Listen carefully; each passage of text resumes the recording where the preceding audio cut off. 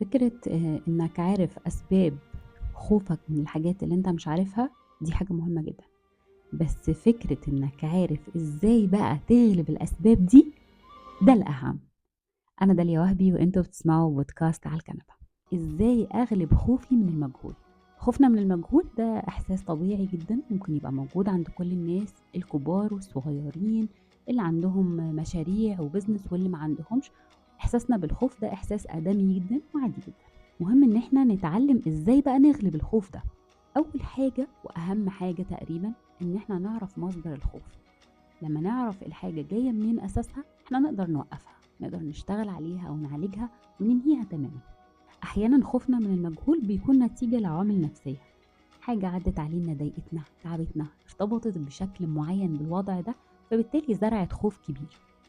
أو خبرات سابقة سلبية، يعني عدت علينا نفس التجربة بشكلها كده بحركاتها بمنظرها، فأنا عارف مسبقا النتيجة شكلها إيه. علشان كده لما أعرف مصدر خوفي أنا بكل بساطة أقدر أشتغل عليه كويس قوي لغاية لما أغلبه. من الحاجات المهمة جدا علشان أتغلب على مصادر الخوف بتاعتي إن أنا أدور في المعلومات. يعني إيه أدور في المعلومات؟ زمان قالوا لنا إذا عرف السبب بطل العجب.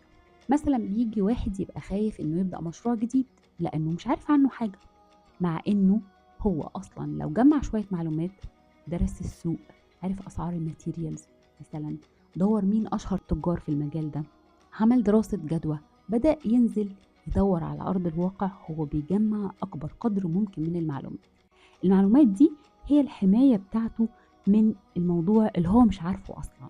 علشان كده البحث وجمع المعلومات المتعلقة بالمواضيع اللي احنا مش عارفينها ده بيقلل خوفنا من كل حاجة احنا مش عارفينها، وبيقلل كمان القلق اللي ممكن يسيطر علينا. من الحاجات المهمة علشان أغلب خوفي من المجهول إني أحدد الأسباب المحتملة. الأسباب المحتملة دي اللي هو أنا بيكون عندي تصور عن التجربة دي، فأنا بقول أنا لو عملت كده احتمال يحصل كذا، لو رحت الشغل ده احتمال اقابل فلان ده وهو مش كويس، لو رحت المدرسة دي احتمال اقابل المستر ده وهيعملني بشكل مش كويس، لو رحت المحل ده عشان اشتري اللبس احتمال الاقي الاسعار كبيرة جدا وما اقدرش اشتري حاجة. الاسباب المحتملة هي احد الحاجات اللي لازم اقضي عليها، لان هي بتعمل لي حاجة سلبية كده، بتزرع حالة سلبية جوايا، فلازم اغلبها علشان لما اغلبها في الوقت ده أنا هاغلب خوفي من المجهول. الاسترخاء والتأمل من الحاجات المهمة جدا اللي بتخلينا نقدر نسيطر على القلق جوانا، بتخلينا نقدر نقضي على خوفنا من المجهول وخوفنا إجمالا. الاسترخاء الواحد بيحتاجه من وقت للتاني. أحيانا بنقول لنفسنا إيه؟ أنا عايزة أفضي دماغي. هو ده الاسترخاء. تأمل إن احنا نتأمل في كل حاجة حوالينا، في خلق ربنا ونعمه وفضله علينا. احنا عندنا حاجات كتيرة جدا لازم نشكر ربنا عليها. ده بيزرع جوانا جزء كبير قوي قوي من المشاعر الإيجابية اللي بيكون لها تأثير إن هي تسيطر على القلق والخوف. من النقط المهمة جدا البحث عن الدعم النفسي.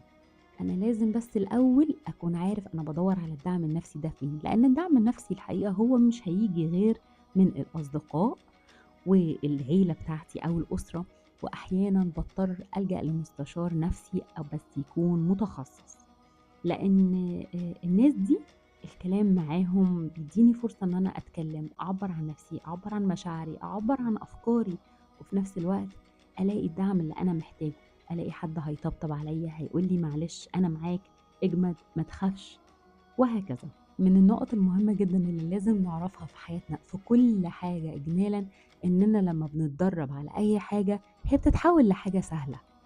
الحاجة دي مع الوقت بتكون حاجة عادية جدا لأني اتدربت عليها مرة واتنين وتلاتة. اللي بيحاول يتعلم الكتابة بيمسك القلم ويجرب مرة الأول واتنين وتلاتة، يتعلم حرف في التاني في اللي بعده لغاية لما يتقن الكتابة. اللي كمان بيتعلم السواقة مش فجأة بنلاقيه ركب العربية وطلع على الطريق، لا، هو برضو بيتعلم مرة واتنين وتلاتة وعشرة، ويفضل يتدرب لغاية لما يوصل لإتقانه للحاجة اللي هو عايز يتعلمها. تدريب على التعامل مع الخوف من الحاجات اللي ممكن تعلمنا ازاي نقضي عليه.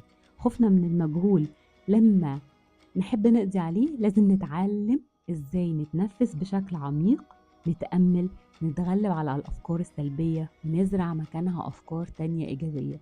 كل الحاجات دي حاجات مهمة جدا هتساعدنا إن احنا نتغلب على خوفنا من المجهول، ونقدر نعيش حياتنا بشكل هادي بعيدا عن القلق